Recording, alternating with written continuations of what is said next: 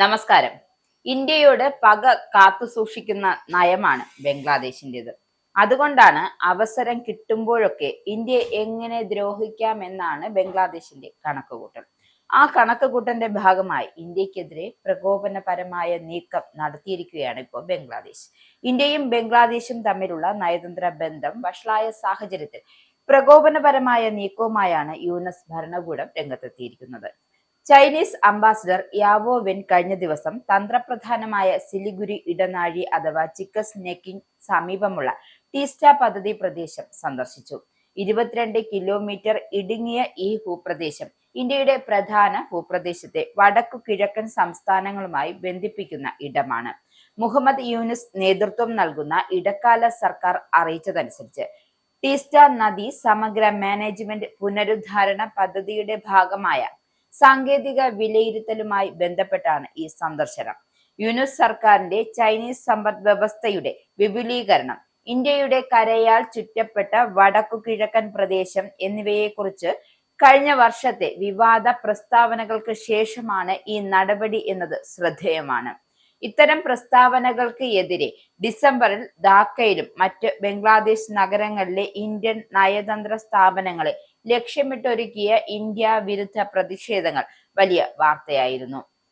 രംഗപൂരിലെ തെമ്മ മധുപൂർ താലൂക്ക് ഷബാപൂരിലെ പദ്ധതി പ്രദേശം യാവോ വെനിസിനൊപ്പം സന്ദർശിച്ച ജലവിഭവ ഉപദേഷ്ടാവ് സെയ്ദ റിസ്വാന ഹസൻ ടീറ്റാസ് മാസ്റ്റർ പ്ലാൻ പദ്ധതി എത്രയും വേഗം നടപ്പാക്കാൻ ചൈന ആഗ്രഹിക്കുന്നുണ്ട് എന്നാണ് വ്യക്തമാക്കിയത്.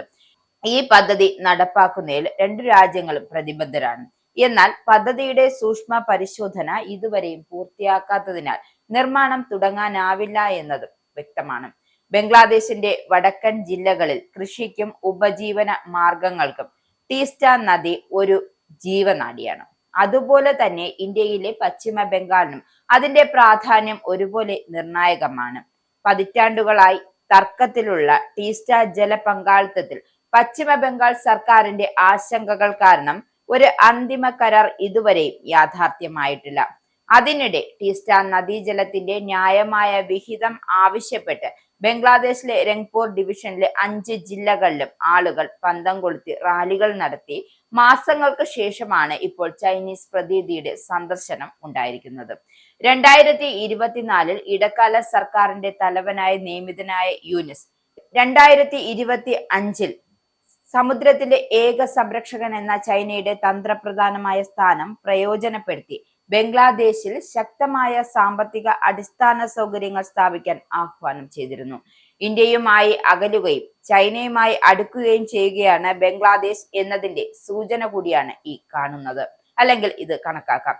അതിനിടെ ബംഗ്ലാദേശ് സൈന്യം പ്രവർത്തിപ്പിക്കുന്ന ചൈനീസ് നിർമ്മിത യുദ്ധ ടാങ്കറുകളുടെ നവീകരണത്തിലും അറ്റകുറ്റപ്പണികൾക്കുമായി 12 ചൈനീസ് സാങ്കേതിക വിദഗ്ധർ ബംഗ്ലാദേശിലെത്തിയിട്ടുണ്ട്.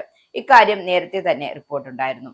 ജനുവരി 12, 13 തീയതികളിൽ 2 ബാച്ചുകളിലായി എത്തിയ ടെക്നീഷ്യന്മാരെയും ആദ്യം രാജേന്ദ്രപൂർ കന്റോൺമെന്റിൽ കൊണ്ടുപോയി തുടർന്ന് ചിറ്റങ്കോയിലേക്കും മാറ്റുകയായിരുന്നു. എന്തായാലും ബംഗ്ലാദേശിലെ ഓരോ നയം അല്ലെങ്കിൽ ബംഗ്ലാദേശിന്റെ ഓരോ നീക്കവും ഇന്ത്യയെ എങ്ങനെ തകർന്നടിയിക്കാം, ഇന്ത്യയുടെ തകർച്ചയിലേക്ക് എങ്ങനെയൊക്കെ വിത്ത് പാകാം എന്ന ഗവേഷണത്തിലാണ് ബംഗ്ലാദേശ്.